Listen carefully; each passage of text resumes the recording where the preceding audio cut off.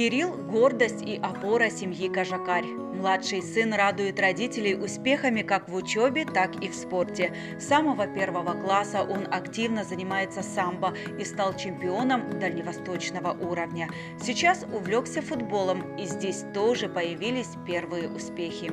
Каждое лето ходил на поле, играл, понравился. У меня тренер Никита Андреевич, его зовут. Команда у нас есть, называется «Металлург». 2 раза занимаемся в неделю, в свободное время папе помогаю, бабушке хожу, помогаю. Семья Кажакарь известна в маленьком городе Алдан своим трудолюбием и профессионализмом в работе. Супруги работают на одном предприятии – Алданском отделении энергосбыта. Татьяна Викторовна начинала работу в 1994 году контролером. Сейчас руководит отделом группы по работе с бытовыми потребителями. Деятельность основана на обеспечении сбора платежей электрической энергии с населения, снижение дебиторской задолженности, снижение сверхнормативных потерь электрической энергии, выявление актов неучтенного потребления электрической энергии. Только это как бы выявление хищений. Работая в энергосбыте, ощущаешь пригодность к большому делу якутской энергетики и понимаешь, что ты важная часть отлаженного механизма. Главное в ее работе – это, конечно же, индивидуальный подход к каждому клиенту. Где-то находит выход из сложной ситуации, ищет компромиссное решение. Для сотрудников отдела первостепенная задача – выполнять платежи в срок и в полном объеме.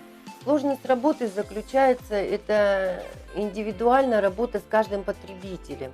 Каждому подход нужен индивидуален, каждому нужно объяснить, проконсультировать. Бывают разные случаи, с потребителями, но эта работа очень интересная.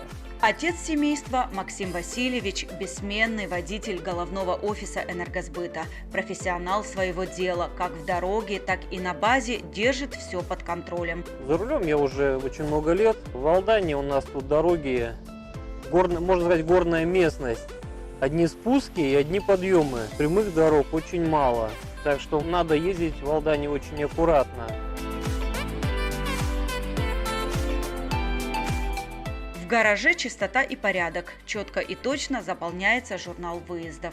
У нас 4 водителя. А как распределяется работа, приходит с утра Андрей Валерьевич и дает каждому наряд задания. Вот сегодня ты работаешь с контролерами, там другой водитель работает с инспекторами, третий на конторе.